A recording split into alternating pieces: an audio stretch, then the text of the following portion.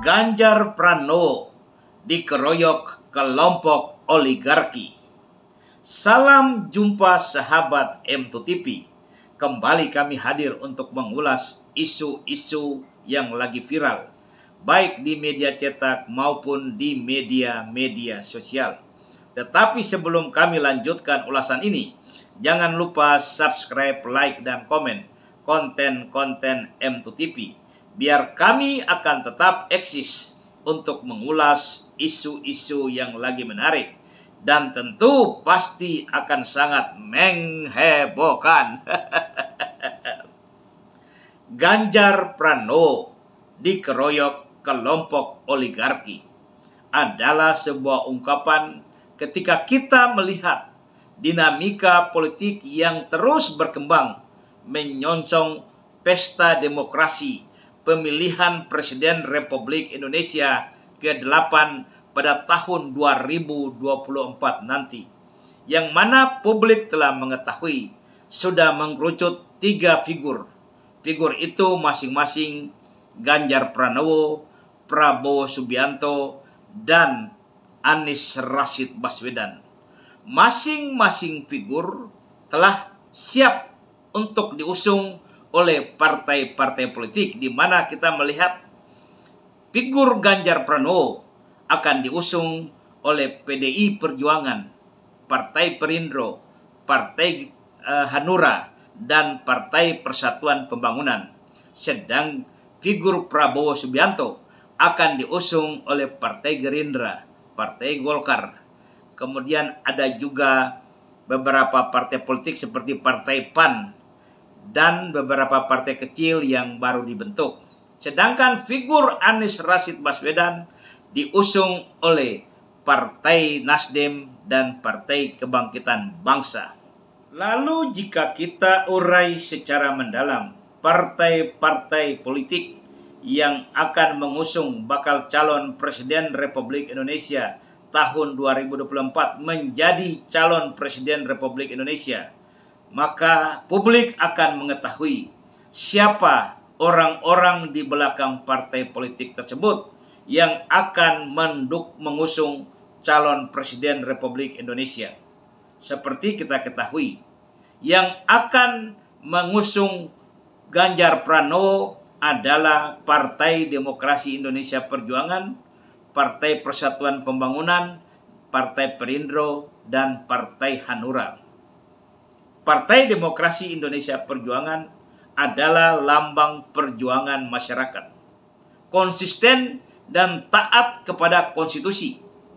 Pimpinan mereka, Ibu Megawati, adalah salah satu figur yang sangat konsisten, berintegritas, taat kepada amanah konstitusi. Hal ini sudah dibuktikan ketika dalam beberapa kesempatan Ibu Megawati bertentangan dengan Presiden Joko Widodo dalam hal menjalankan konstitusi, terkhusus dalam penentuan masa jabatan presiden. Kita melihat ada pemberitaan, publik sudah mengetahui bahwa ada pertentangan antara Presiden Joko Widodo dengan Ibu Megawati. Ini bukan merupakan satu hal yang dirahasiakan, tetapi sudah diketahui oleh publik. Pada saat itu ada beberapa tokoh yang memiliki pengaruh dalam pemerintahan Presiden Joko Widodo sedang berusaha supaya bagaimana Undang-Undang Dasar Negara Republik Indonesia diamandemen supaya masa jabatan presiden itu menjadi 3 periode. Tapi sayang, pada tingkat elit Partai Demokrasi Indonesia Perjuangan, Ibu Megawati sangat menentang itu. Karena Ibu Megawati sudah sangat mengetahui bagaimana situasi yang akan terjadi ketika seseorang diberikan kekuasaan dalam kurun waktu yang cukup lama. Dan hal ini sudah benar-benar dirasakan Ibu Megawati pada masa pemerintahan Orde Baru. Begitupun Partai Persatuan Pembangunan selama 32 tahun pada masa pemerintahan Presiden Soeharto atau pemerintahan Orde Baru. Partai Persatuan Pembangunan cukup merasakan, sangat merasakan bagaimana ketika partai politik tidak diberikan ruang gerak untuk membangun partai politiknya. Bagaimana ketika partai politik didiskriminasi oleh pemerintah yang berkuasa? Bagaimana ketika partai politik diancam, diintimidasi kader-kader dan pengurusnya supaya tidak melakukan konsolidasi pada tingkat daerah? Mereka, Partai Demokrasi Indonesia Perjuangan dan Partai Pembangunan Nasional adalah partai sejarah. Partai yang merasakan bagaimana sakitnya perlakuan pemerintahan Orde Baru. Sehingga kedua partai ini memang sudah teruji integritasnya untuk mempertahankan negara kesatuan Republik Indonesia serta menjunjung tinggi ketentuan peraturan atau hukum sebagai dasar kebijakan dalam kehidupan bernegara tidak diragukan lagi. Dan ada juga Partai Perindo dan Partai Hanura. Kedua partai ini memiliki basis massa yang sangat jelas, berintegritas, dan cinta kepada tanah air dan bangsa. Lalu bagaimana dengan Koalisi Indonesia Baru yang akan mengusung figur Prabowo Subianto sebagai calon Presiden Republik Indonesia tahun 2024 nanti? Di sana ada Partai Golkar, ada Partai Gerindra, ada Partai Demokrat, ada Partai Amanah Nasional, ada Partai Bulan Bintang, dan ada beberapa partai politik kecil yang baru menjadi peserta pemilu tahun 2019 dan akan menjadi peserta pemilu tahun 2024 nanti. Sejarah mencatat bahwa Partai Golkar dan Partai Gerindra adalah partai politik yang berasal dari satu rumpun. Rumpun yang bagian tak terpisahkan dari pemerintahan Orde Baru. Walaupun secara de jure Partai Gerindra baru dibentuk setelah reformasi atau setelah lengsernya pemerintahan Orde Baru, tapi secara de facto figur-figur yang terdapat di dalam Partai Gerindra dan Partai Golkar adalah bagian daripada pemerintahan Orde Baru yang penuh dengan kolusi, korupsi, nepotisme, penindasan, perampasan hak-hak rakyat, penculikan para aktivis. Disinilah aktor-aktor intelektualnya ada. Ada juga Partai Bulan Bintang.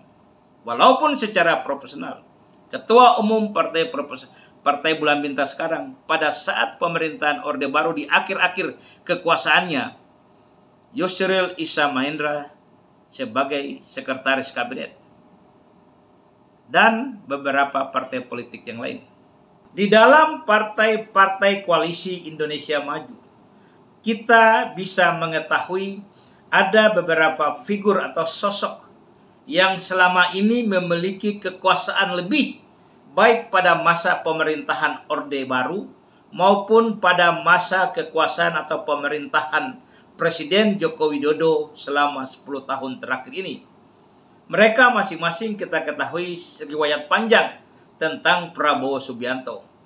Dan di masa sekarang kita lihat di sana ada beberapa jenderal purnawirawan yang sudah tidak aktif lagi, tapi mereka bagian daripada kekuasaan masa lalu dan kekuasaan masa sekarang. Ada Jenderal Purnawirawan Wiranto di sana, ada Jenderal Purnawirawan Hendro Priyono di sana, ada Jenderal Purnawirawan Susilo Bambang Yudhoyono di sana, ada Jenderal Purnawirawan Luhut Binsar Panjaitan di sana. Figur masyarakat Indonesia sudah mengetahui siapa dan latar belakang mereka, serta bagaimana mereka di saat kekuasaan Presiden Joko Widodo ini. Mereka adalah elit bangsa kita. Mereka adalah figur-figur yang memiliki kekuasaan. Mereka bisa mengatur perangkat-perangkat negara untuk kepentingan oligarki. Mereka yang selalu berbicara untuk dan atas nama rakyat. Tetapi apa yang kita lihat, kita tidak akan mungkin menjabarkan satu-satu. Tetapi masa sudah berubah. Jalur-jalur komunikasi sudah semakin terbuka. Publik sudah mengetahui bagaimana kelakuan mereka, bagaimana mereka mengatur negara ini dan untuk kepentingan siapa, walaupun selama ini cuman untuk atas nama negara.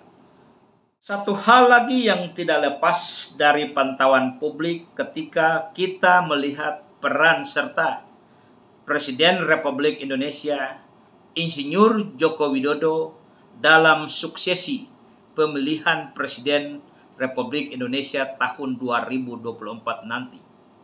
Publik sudah mengetahui bahwa Insinyur Joko Widodo sedang memainkan peran ganda. Satu sisi ada gimmick-gimmick tertentu untuk mendukung figur Prabowo Subianto. Di sisi yang lain, Presiden Joko Widodo memainkan politik boneka untuk Partai Demokrasi Indonesia Perjuangan yang merupakan partai yang sudah membesarkannya ketika dia menjadi wali kota Solo dan menjadi gubernur DKI Jakarta. Satu hal yang sangat disayangkan dan sangat-sangat bertolak belakang dengan apa yang dipersepsikan oleh publik bahwa selama ini Presiden Joko Widodo adalah figur yang sangat dekat dengan rakyat. Presiden Joko Widodo adalah figur yang sangat mencintai rakyatnya.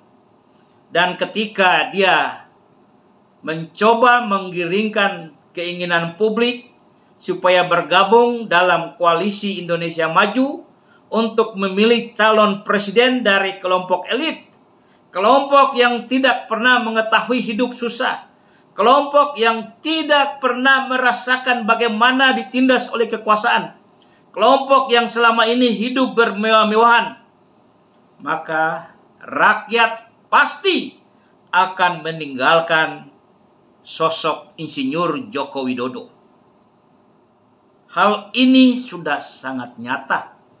Ada kebijakan-kebijakan pemerintah sekarang yang berpihak kepada pengusaha asing. Ada upaya-upaya perampasan hak-hak rakyat di Sulawesi, di Kalimantan, di Sumatera, dan sekarang yang menjadi dilema adalah di Provinsi Kepulauan Riau, Pulau Rempang. Ini adalah bentuk-bentuk penindasan, kebijakan perampasan hak-hak rakyat oleh pemerintah yang berkuasa sekarang untuk kepentingan oligarki. Oleh karenanya, publik masyarakat Republik Indonesia harus diingatkan. Jangan sampai kita salah memilih pemimpin ke depan. Jangan sampai kita terjebak dengan bahasa-bahasa kelompok oligarki. Jangan sampai hak-hak konstitusi rakyat, hak kedaulatan rakyat dibeli oleh mereka yang memiliki kekuasaan dan uang. Mari kita rapatkan barisan seluruh rakyat Indonesia untuk memilih pemimpin yang benar-benar dekat dengan rakyat, yang benar-benar pernah merasakan susahnya menjadi rakyat, yang benar-benar bisa memperjuangkan hak-hak rakyat. Jangan sampai kita pilih pemimpin munafik. Di awalnya sangat bagus, keberpihakan kepada masyarakat hanya kamuflase semata, tetapi sesungguhnya mereka menggerogoti bangsa dan negara ini dengan kebijakan-kebijakan keberpihakan kepada asing atas nama kepentingan rakyat, sementara rakyat juga yang merasa menderita dengan kebijakan-kebijakan mereka. Sekali lagi, kami mengajak seluruh rakyat Indonesia, pilihlah pemimpin yang benar-benar berasal dari rakyat. Mari kita berjuang melawan kelompok-kelompok oligarki, karena mereka ini yang akan merusak, merampas harta kekayaan bangsa Indonesia. Sampai jumpa dalam liputan M2TV selanjutnya.